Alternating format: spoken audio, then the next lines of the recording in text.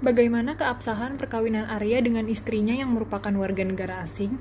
Berdasarkan ketentuan pasal 2 Undang-Undang Perkawinan, maka perkawinan ini adalah sah karena telah dilaksanakan menurut hukum agama masing-masing dan kepercayaannya yang kemudian dicatatkan ke kantor urusan agama setempat. Sebelum perkawinan dilaksanakan, calon suami atau istri yang memiliki kewarganegaraan asing harus melengkapi dokumentasi atau surat-surat dari negara asalnya yang menyatakan bahwa ia dapat kawin dengan warga negara Indonesia. Untuk mengetahui dokumen atau surat apa saja yang harus dipenuhi, calon suami atau istri dapat menghubungi kedutaan negara asalnya di Indonesia. Perkawinan tersebut wajib dilaporkan paling lambat 60 hari sejak tanggal perkawinan kepada instansi pelaksana atau kantor catatan sipil. Jadi harta bersama yaitu akibat hukum setelah perceraian. Pada pasal 126 KUHP, harta bersama terpecah demi hukum karena perceraian setelah bubar. Kekayaan mereka dibagi suami dan juga istri, tanpa mempermasalahkan dan pihak mana asal barang-barang tersebut. Akibat dari perceraian, terpecahnya harta yang mengharuskan dibagi menjadi dua. Dalam pembagian diliputi dengan untung dan juga rugi yang dapat dari upaya mereka selama masih terikat dari perkawinan. Apabila salah satu pihak di perkawinan warga asing, perkawinan itu masuk ke dalam kawin campuran.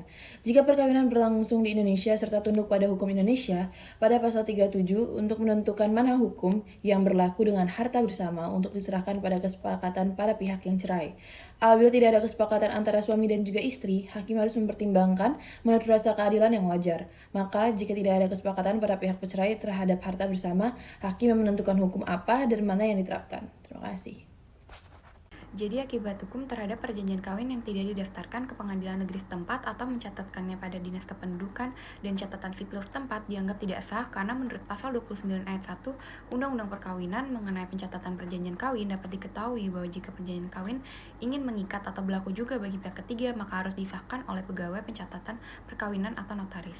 Dan dalam pasal 29 ayat 1 Undang-Undang Perkawinan Junto Putusan Mahkamah Konstitusi nomor 69 tahun 2015, putusan MK tersebut telah memperluas makna mengenai perjanjian kawin sehingga perjanjian kawin tidak lagi dimaknai hanya sebagai perjanjian yang dapat dibuat sebelum perkawinan berlangsung, tetapi juga bisa dibuat setelah perkawinan telah berlangsung.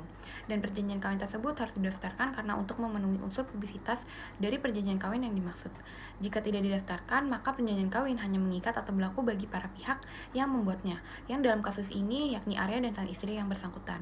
Hal ini juga sesuai dalam pasal 1313, 1314, dan 1340 KUH Perdata, di mana perjanjian hanya mengikat bagi para pihak yang membuatnya.